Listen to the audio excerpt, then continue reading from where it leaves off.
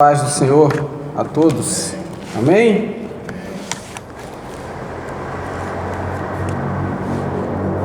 O pastor estava falando aí a importância de nós nos regozijarmos, nos alegrarmos no Senhor, a importância também de nós sermos gratos a Deus por tudo que Deus tem feito por nós. Eu vivi uma experiência bacana essa semana.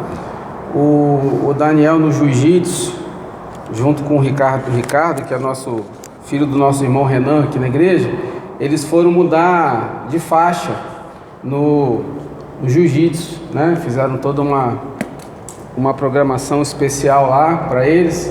E no início, todo início de aula, eles fazem uma oração, e o Renan me chamou para orar com eles naquele dia. E depois ele faz uma coisa bacana, as crianças todas assim em roda. Ele fala para cada uma das crianças, pede para cada uma das crianças dizer por que as crianças são gratas. As crianças falam, eu sou grato pela minha família, eu sou grato pela minha saúde, eu sou grato pelos meus pais, e elas vão falando coisas que vêm ao coração dela que elas são gratas, gerando assim nelas um sentimento de gratidão, gerando assim nas crianças um sentimento de que precisa ser grato por aquilo que nós vivemos. E depois disso, depois deles falarem sobre o que eles são gratos, eles falam, cada um deles uma palavra, assim, eu sou. Aí eles falam assim, o que eu sou? Um fala, eu sou abençoado. Outro fala, eu sou feliz. Eu sou alegre. Eu sou isso, eu sou aquilo.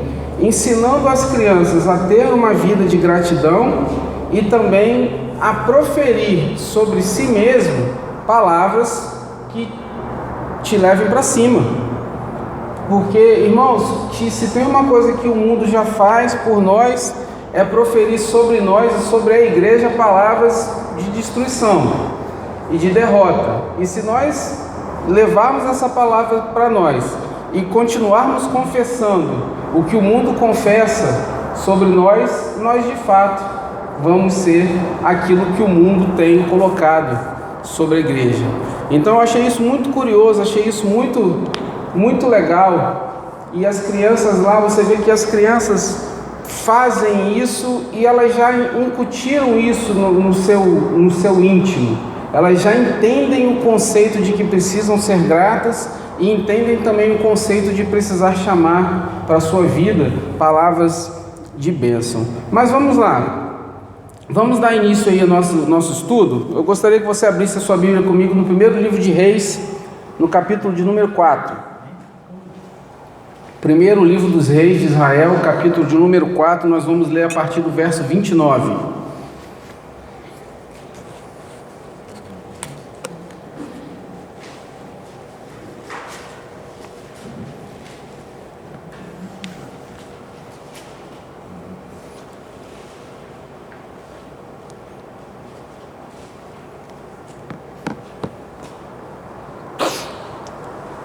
Nos diz assim, primeiro livro dos Reis, capítulo 4, verso 29. E deu Deus a Salomão sabedoria e muitíssimo entendimento, e largueza de coração, como a areia que está na praia do mar. E era a sabedoria de Salomão maior do que a sabedoria de todos no Oriente, e do que toda a sabedoria dos egípcios. E era ele ainda mais sábio do que todos os homens, e do que Etã, ex-Raíta, e do que Emã, e Calcol, e Dardá, filhos de Maol, e correu o seu nome por todas as nações em redor. E disse 3.000 provérbios, e foram os seus cânticos 1.005. Também falou das árvores, desde o cedro que está no Líbano até ao hisopo que nasce na parede. Também falou dos animais e das aves e dos répteis e dos peixes. E vinham de todos os povos a ouvir a sabedoria de Salomão e de todos os reis da terra que tinham ouvido a sua sabedoria. Agora eu vou ler alguns versículos lá no capítulo 6, irmãos. 1 Reis 6, versículo 1 diz assim: E sucedeu que no ano 480, depois de saírem os filhos de Israel do Egito, no ano 4º do reinado de Salomão sobre Israel, no mês de Zive, este é o segundo, esse é o mês segundo, Salomão começou a edificar a casa do Senhor. Verso 11: Então veio a palavra do Senhor a Salomão dizendo: Quanto a esta casa que tu edificas, se andares dos meus estatutos, e fizeres os meus juízos, e guardares todos os meus mandamentos, andando neles, confirmarei para contigo a minha palavra, a qual falei a Davi teu pai. E habitarei no meio dos filhos de Israel, e não desampararei o meu povo de Israel. Assim edificou Salomão aquela casa e a aperfeiçoou. Até aí. Senhor, fala conosco, Pai. Nesta manhã, através da Tua palavra, é a nossa oração em nome de Jesus. O texto diz para nós, e nós que já estamos na igreja há um certo tempo, conhecemos a história de Salomão e temos Salomão como uma pessoa mais sábia que já passou por esta terra. Um homem com muita sabedoria, um homem que era muito sábio, mas a gente precisa traçar primeiro um paralelo aqui. Sabedoria é igual a inteligência? É igual a conhecimento? São a mesma coisa? Algumas pessoas podem dizer que sim, e eu vou dizer para você, na minha concepção, que não. E por que não? O que seria a inteligência? A inteligência seria o nosso conhecimento, as nossas experiências, as coisas que nós aprendemos no mundo exterior, na nossa vida, coisas que aprendemos na escola, coisas que aprendemos na igreja, coisas que aprendemos no trabalho, coisas que aprendemos no nosso dia a dia. E o que seria a sabedoria? A sabedoria seria a condição que Deus nos dá para transformar este conhecimento em prática de vida, a fim de nós mantermos o equilíbrio, a coesão e a justiça. Então nós somos dotados de conhecimento, dotados de inteligência, mas precisamos de sabedoria para usar este conhecimento, porque se nós não tivermos sabedoria para usar este conhecimento, nós vamos usar este conhecimento de forma errada, de forma equivocada, e vamos ser injustos, não vamos ser equilibrados e não vamos ser coerentes.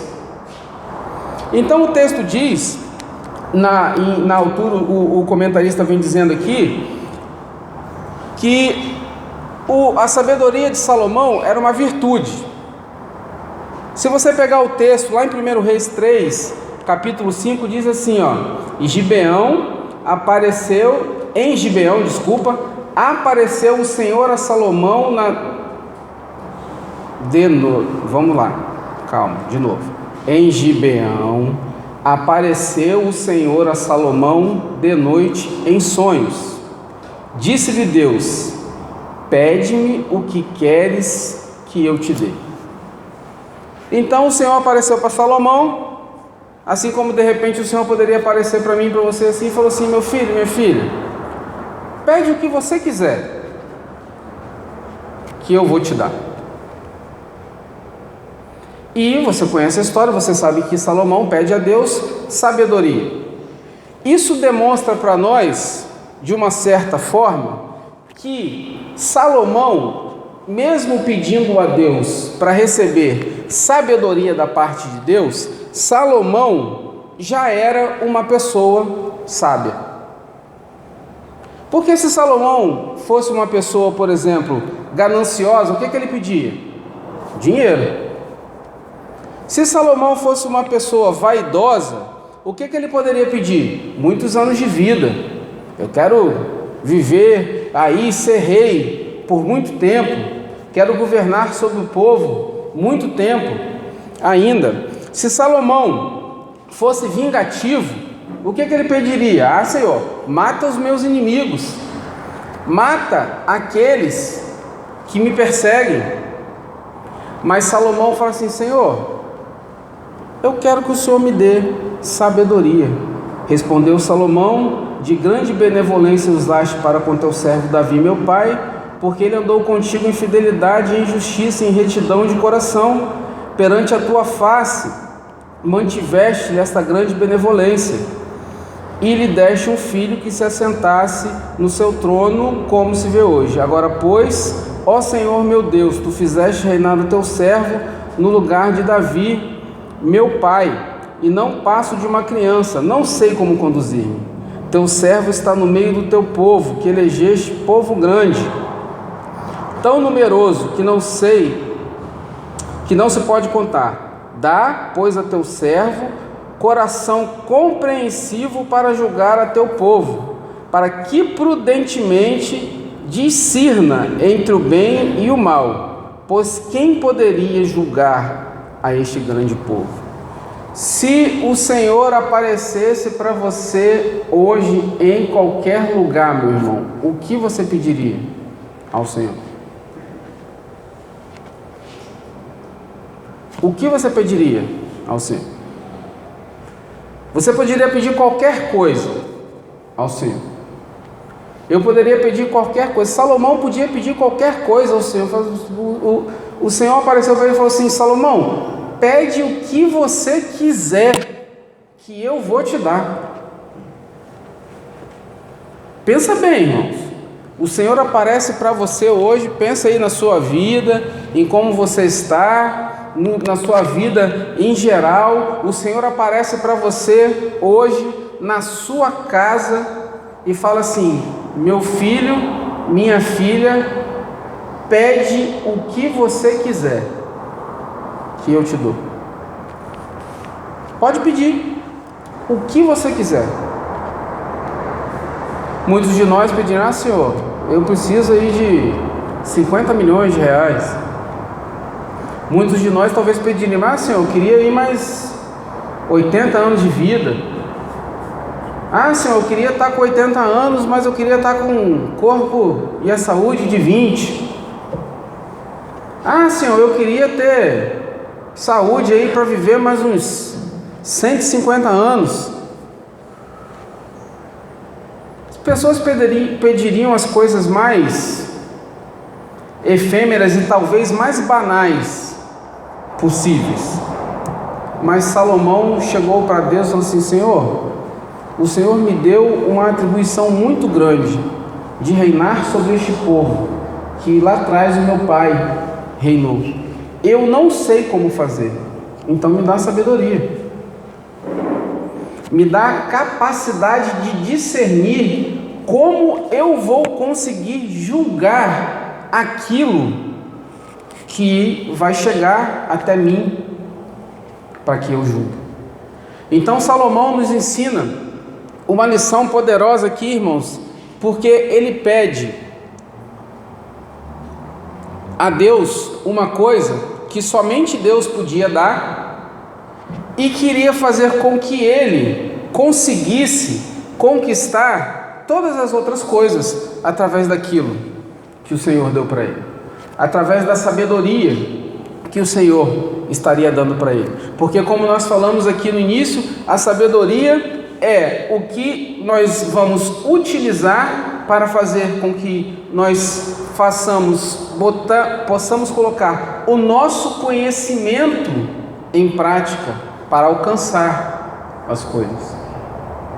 Eu posso ser a pessoa mais inteligente do mundo, por exemplo, eu posso ser o engenheiro mais fantástico do mundo, mas se eu não tiver sabedoria para usar o meu conhecimento, não vai adiantar de muita coisa. Eu posso ser a pessoa mais inteligente em qualquer área que você imaginar, mas se eu não tiver sabedoria, em determinado momento da vida, eu vou me perder neste conhecimento.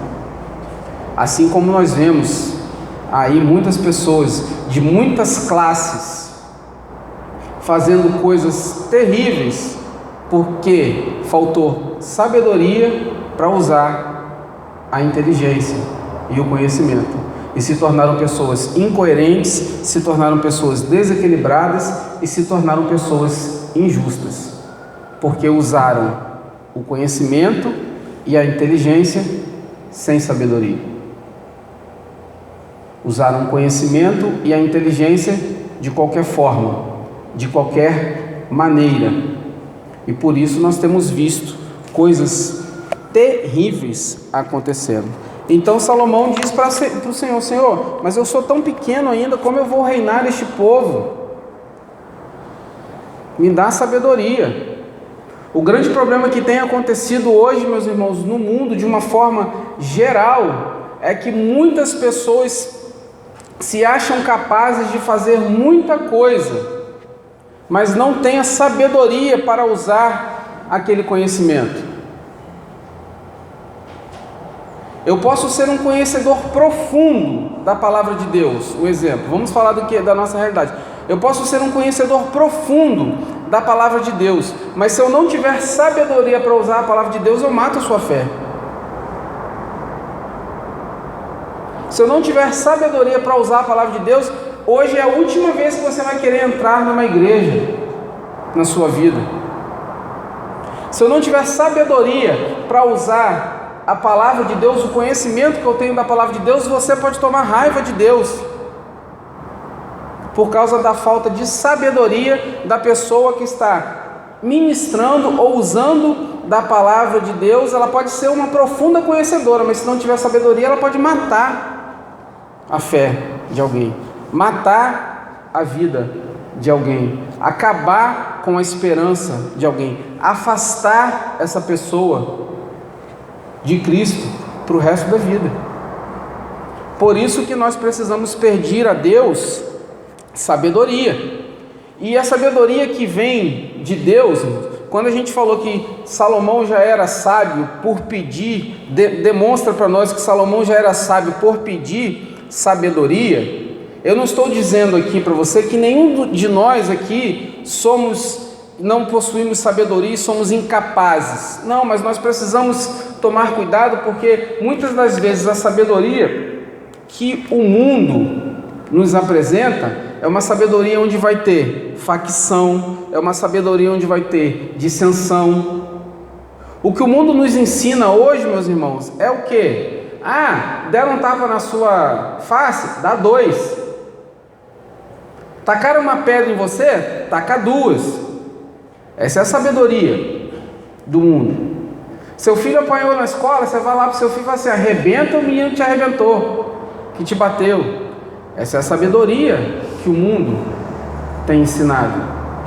Mas a sabedoria de Deus, a sabedoria que Deus nos dá é diferente, porque a sabedoria que Deus nos dá nos torna justos, nos torna coerentes. A sabedoria que Deus nos dá nos faz pensar, parar pelo menos para pensar como Jesus. O que Jesus faria? O pessoal chega para Jesus e fala assim: Senhor, nós pegamos essa aqui, essa aqui estava lá em adultério, vamos tacar pedra, porque a lei de Moisés diz que tem que morrer, tem que matar, tem que fazer isso. Jesus: tá, aí, taca a primeira pedra aí. Quem de vocês que nunca pecou? Vai lá, manda ver. Pode ser o primeiro. A sabedoria que o mundo tem tentado incutir na nossa cabeça, irmãos, e tem tentado incutir na cabeça da igreja, é que a palavra de Deus é obsoleta. É uma coisa escrita por homens há 5, 6 mil anos atrás, e que a palavra de Deus precisa se adaptar à realidade do mundo hoje. Não, o mundo precisa se adaptar a Deus. Não é Deus que precisa se adaptar ao mundo. A palavra de Deus não precisa se adaptar ao mundo, mas o mundo precisa se adequar à palavra. E que o Senhor está contando comigo e com você, com a sabedoria dele, que ele nos dá para levar isto lá para fora, para levar isto para o mundo. Mas nós precisamos tomar muito cuidado, porque assim como Salomão teve sabedoria, a palavra diz para mim e para você que os melhores anos de Israel foram no reinado de Salomão. Israel cresceu muito no reinado de Salomão. Israel prosperou muito no reinado de Salomão. O comentarista diz aqui sobre um ponto, a glória do reinado de Salomão. Ele diz assim, o reinado de Salomão não apenas se tornou amplo em termos territoriais, mas foi firmado e estabelecido em paz e justiça. O povo de Judá e Israel tinha tanta fartura e vivia em tão boas condições que podia até festejar e se alegrar. Todos os governos, quando administrados sob essas premissas, se tornam duradouros, trazendo ao povo paz e segurança. E eu quero abrir um paralelo aqui, trazendo esta realidade hoje para o nosso país. Nós colocamos, a maioria de nós, não todos, colocamos um homem para governar o país. Este homem está tentando governar o país baseado na sabedoria. Primeira vez em muitos anos que nós vemos um presidente falar de Deus, falar sobre as coisas de Deus, falar que o país precisa de Deus. E por este homem estar querendo usar isso, o que os outros estão fazendo? Estão apedrejando. Nós podemos viver como nunca vivemos na história do nosso país, um governo de paz, justiça e fartura. Mas o que tem acontecido? Os do contra não querem isso. Aqueles que não querem usar da sua sabedoria própria, não querem isso, porque não estão preocupados em governar para o povo. Estão preocupados em governar para o seu próprio interesse. A palavra diz para mim e para você que o reinado de Salomão foi o ápice do reinado para aquele povo. O povo vivia em festa, o povo vivia alegre, porque existia um reinado, um rei que reinava dotado da sabedoria de Deus. Irmãos, é totalmente diferente quando você reina a sua vida por conta própria e quando eu e você colocamos as nossas vidas na mão de Deus para que Deus reine a nossa vida. É totalmente diferente. É totalmente diferente quando eu quero reinar a minha vida pela força do meu próprio braço ou quando eu falo assim, Senhor, eu não consigo, reina em mim, seja rei da minha vida, para que eu possa caminhar. É totalmente diferente. É muito diferente. Mas nós temos que tomar um cuidado com isso, para que nós não venhamos a nos tornar orgulhosos, porque o orgulho, ele precede a ruína. O texto diz aqui, eu vou ler com você 1 Reis, lá no capítulo 11, e diz assim, a partir do verso 1: Ora, além da filha de Faraó, amou Salomão muitas mulheres estrangeiras, moabitas, amonitas, edomitas, sidônias e etéias, mulheres das nações de que havia o Senhor dito aos filhos de Israel: não caseis com elas, nem casem elas convosco, pois vos perverteriam o coração para se seguirdes os seus deuses. A estas se apegou Salomão pelo amor. Primeiro livro de Reis, capítulo 11, versos 1 e 2. Então, irmãos, o orgulho, ele precede a ruína. Infelizmente, até os homens mais sábios estão sujeitos a esta queda, quando começam a fazer concessões e deixar de temer a Deus. Tem uma síntese aqui na revista que eu achei muito interessante, que eu destaquei, que diz assim, ó: devemos ter cuidado com as concessões que fazemos, pois uma vida de entrega ao pecado, ela começa com pequenos deslizes. A gente começa a fazer uma concessão aqui, não tem nada a ver. Aí a gente faz uma concessão ali, aí a gente faz um acordo fraudulento aqui, aí a gente faz um acordo por interesse ali, aí a gente faz um acordo, no caso aqui de Salomão, um acordo lá com o reino lá, para você alargar o seu reino para lá, aí você faz um acordo ali, você faz um acordo aqui, você vai dando um jeitinho ali, a gente vai dando um jeitinho aqui, mas ninguém está vendo, não tem problema, ninguém vai descobrir. Se ninguém contar para o pastor Moisés não vai saber, ninguém vai descobrir, mas existe um, queridos, que vê todas as coisas, todas. A gente não consegue esconder nada dele, nada. Por mais que você fale assim, nossa, se eu vou fazer um negócio, ninguém vai descobrir. Eu posso me enganar, eu posso enganar qualquer um dos irmãos aqui, eu posso enganar qualquer um dos meus familiares, mas eu não consigo enganar a Deus. Não consigo. É impossível enganar a Deus. E uma vida de prática de pecado, ela começa nos pequenos deslizes. O camarada se transformou, por exemplo, um grande desviador de verba pública. Ele começa que ele faz uma vez, ninguém descobriu, aí ele faz a segunda, aí vai aumentando, aí ele faz a terceira vez, vai aumentando a quantidade, ele faz a quarta vez, vai aumentando até que ele fala assim, ninguém vai descobrir. Aí aquilo se torna uma prática na vida da pessoa. O pecado é assim. Eu começo a fazer um pecadinho aqui, eu conto uma mentirinha aqui, aí ninguém descobriu.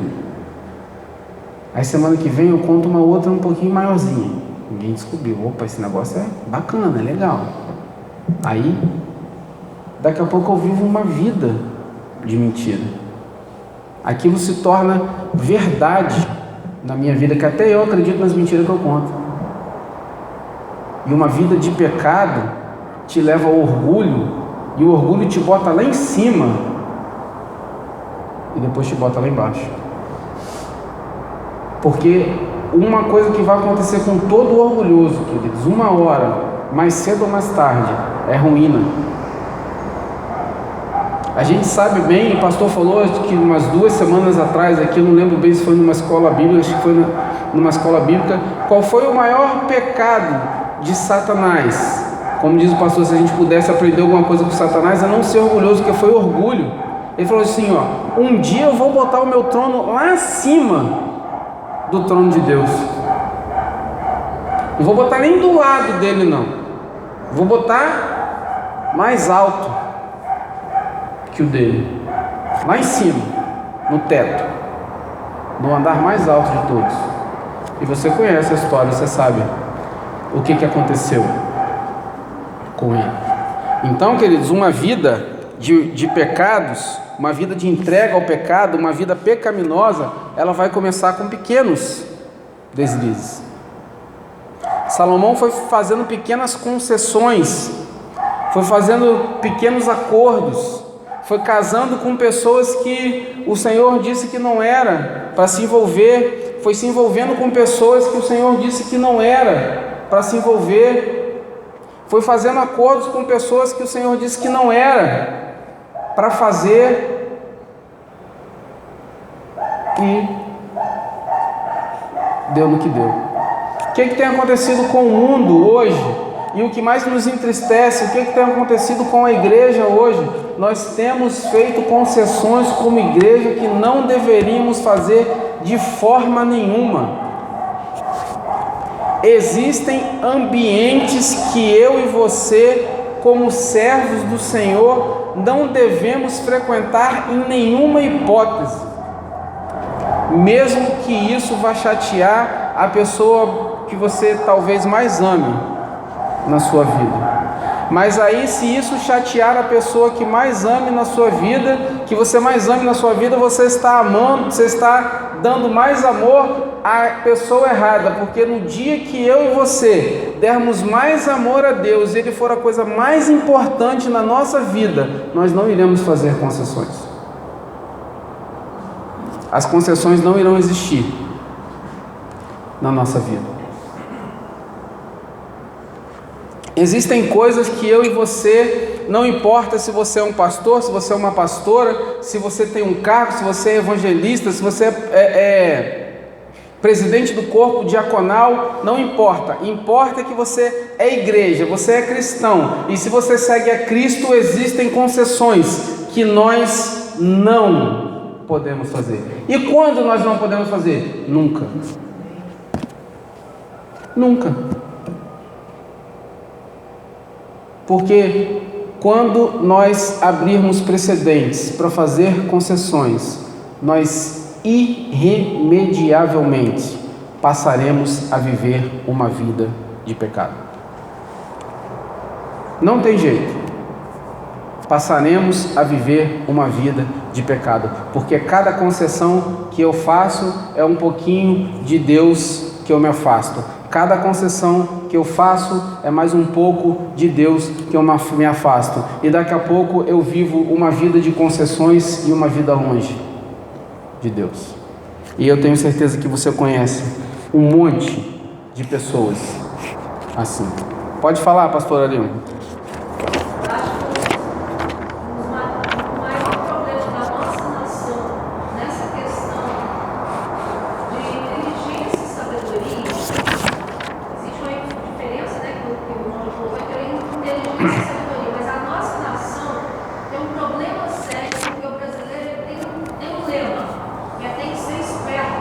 A esperteza não é uma via por onde Deus passa.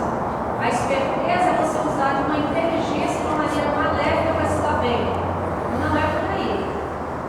Eu fico triste quando eu vejo um cristão falando tem que ser esperto. Não, a gente não tem que ser esperto, porque a esperteza não vem de Deus. De Deus vem inteligência e sabedoria. A esperteza é uma via maligna para você se dar bem nas coisas. As concessões, inclusive, entram na via da esperteza. E o esperto, no final das contas, só vai se dar mal porque ele não está fazendo a vontade de Deus. Deus te dá inteligência e te dá sabedoria para você fazer boas escolhas e para você tomar atitudes que agradem o coração dele. E por você ser inteligente e ser sábio, fazer boas escolhas, você pode ser bem sucedido. Mas a esperteza, irmãos, não vem de Deus para nós, não vem. Isso aí, exatamente. Existe uma máxima aí fora que diz que o mundo é dos espertos, né? Então lascado. Pois é. É muito complicado, irmãos. Eu vejo, como a pastora Alilma falou, de vez em quando eu conversando com a Juliane lá em casa também, a gente vê algumas práticas que algumas pessoas que a gente conhece, do nosso convívio em comum, fazem, que a gente fala assim, meu Deus, como é que a pessoa fez isso? Por que a pessoa fez aquilo outro? É porque nós começamos, irmãos, a fazer concessões. Nós começamos a olhar, porque, irmãos, é público e notório, e todo mundo sabe disso, que uma vida de concessões é uma vida mais fácil. Você troca um favor ali, troca um favor aqui, uma mão lava a outra, pá, pum, pum. É fácil. É muito fácil você fazer um acordo ali, um acordo aqui, fazer isso, fazer aquilo. Fulano, compra isso, compra aquilo, não tira nota, não faz isso, não faz aquilo outro. É fácil fazer isso. Mas o que a gente precisa ter em mente, essa facilidade que você vai ter, que vai te beneficiar, seja de qual forma seja, material, financeira, não sei, essa facilidade, será que vale a pena você trocar isso por aquilo que o seu Deus te dá? Será que vale a pena desagradar o coração do seu Deus? Às vezes a gente desagrada o coração de Deus, irmãos, por conta de uma coisa tão ínfima que vai assim, ó, puf, passou. E a gente desagradou o coração de Deus. E a gente desagradou a Deus. Então, toma cuidado com as concessões que você começa a fazer. Não, eu vou lá só para agradar o fulano, porque o fulano é meu amigo, eu já conheço o fulano há muito tempo, eu vou lá para agradá-lo, vou lá para agradá-la. Ah, eu vou em tal lugar com fulano de tal, porque, poxa, fulano de tal é tão bacana comigo, assim. Aí a pergunta que você precisaria se fazer também, nós precisaríamos nos fazer o seguinte: esta pessoa a qual você está fazendo uma concessão para agradá-la, ela deixaria de fazer alguma coisa para vir aqui a cultuar a Deus com você? Se você falasse assim, Chiquinho, ó, poxa, naquele dia, assim, nós vamos lá, poxa, estou te esperando, domingo, lá na igreja, para nós cultuarmos a Deus juntos. Faz uma visita lá, vamos lá comigo, seria um prazer te receber. Ah, irmãos, ele vai inventar um monte de desculpa. Ele vai falar que tem o aniversário do pai, da mãe, o jogo do Flamengo, do Vasco, que tem um compromisso não sei aonde. Ele vai inventar uma reunião de negócio domingo, 7 horas da noite. Mas ele não vai fazer uma concessão para vir aqui e cultuar a Deus com você. E nós fazemos muitas concessões. E quando nós fazemos concessões, nós trocamos Deus por essa coisa, seja ela qual for. Nós estamos falando assim, Senhor, essa coisa aqui é mais importante para mim do que o Senhor. É mais importante para mim, Senhor, no caso aqui de Salomão, era mais importante fazer acordo com as Moabitas, as Monitas, com os Edonitas, com os Sidônios, com os Heteus. Era mais importante a gente fazer acordo com esse pessoal aqui, se dar em casamento para essas mulheres aqui. Era mais importante isso, Senhor, porque a gente vai ter território, a gente vai ter riqueza, a gente vai ter bem, a gente vai dominar, a gente vai ser grandão. Mas desagrada a Deus. Irmãos, uma coisa que o pastor sempre fala e que todos nós que vamos usar da palavra vamos sempre falar aqui na igreja: é muito fácil a gente ter todas essas cadeiras aqui às 9 horas da manhã cheia. É só fazer algumas concessões. É fácil. Mas esse é um preço que a Igreja Batista Renovada em Itaparica não quer pagar e não vai pagar, porque nós aqui estamos preocupados em fazer aquilo que agrada a Deus. Nós aqui estamos preocupados e sempre estivemos preocupados. Eu estou na igreja há 18 anos, 17, não me lembro bem, mas o pastor Moisés sempre esteve preocupado aqui em ensinar a palavra, e todas as pessoas que usam aqui do púlpito e da palavra sempre estiveram aqui preocupados em ensinar a palavra. Você nunca viu aqui, eu nunca vi, você nunca viu e provavelmente você nunca vai ver aqui na igreja, em ano de eleição, a pessoa que for ter oportunidade de estar aqui nesse púlpito para falar dos seus projetos políticos, das suas... Isso aí é de cada um. Aqui a Igreja Batista Renovada em Itaparica não faz concessões. Não pretendemos fazer concessões, não queremos fazer concessões, porque para nós importa mais agradar a Deus, mesmo que isso desagrade algumas pessoas que aí estão sentadas. Mas o que importa é fazer o que Deus ordena, o que Deus manda. E pelo fato de não ter feito até hoje concessões, e pelo fato de estar fazendo aquilo que o Senhor ordena e aquilo que o Senhor manda, é por isso que a igreja está aqui hoje, há 20 anos, contra muitas previsões, mas a igreja está aqui. Quantas pessoas já falaram e já lançaram palavras: não, mas essa igreja vai fechar, não vai durar muito tempo não, você vai ver só, não dá certo, não vai funcionar. Você sabe por quê? Porque essas pessoas que falam isso são as pessoas justamente que queriam que a igreja fizesse as concessões. Ah, pastor, vamos botar uma pista de skate aqui para trazer os jovens para a igreja, sem crítica nenhuma a quem porventura possa estar fazendo isso. Ah, pastor, vamos fazer aqui o cara descer aqui de rapel aqui. Meu irmão, se Jesus não te trouxer para a igreja, nada vai te trazer. Se o meu objetivo de sair da minha casa, levantar da minha cama hoje 7 horas da manhã, tomar café, me arrumar e vir aqui, não for por causa de Jesus, estou perdendo meu tempo. Não vai adiantar. Não vai ser nenhuma outra coisa que vai me trazer aqui.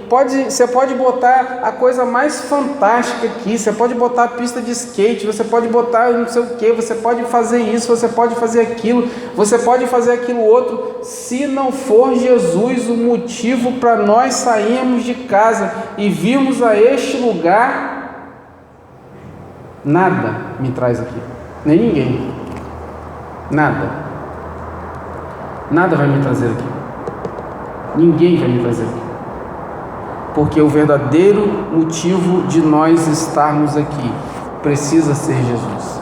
E as igrejas muitas que nós vemos aí lotadas, cheias, abarrotadas de gente, são igrejas que preferiram fazer algumas concessões para que tenham templos lotados, igrejas cheias, para que seja pop, para que seja bonito. Nós aqui, é lógico, nós gostaríamos que essa manhã aqui, todas essas cadeiras aqui estivessem ocupadas e que nós precisássemos botar mais cadeiras para as pessoas que estivessem chegando. Claro que nós queríamos, mas nós preferimos uma igreja saudável, conhecedora da palavra, com poucas pessoas, do que uma igreja gigantesca, doente. E as igrejas doentes são as igrejas que fazem concessões. Não faça, irmãos, concessões na sua vida. Não troque Deus por nada. Não troque Deus por um acordo. Salomão fez um monte de acordo, tinha um monte de mulheres.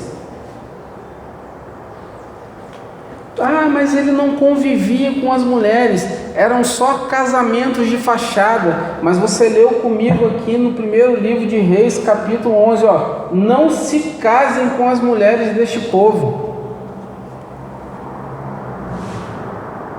Não era para casar em hipótese nenhuma, independente se era por acordo, independente se ele ia casar mesmo, independente, não era.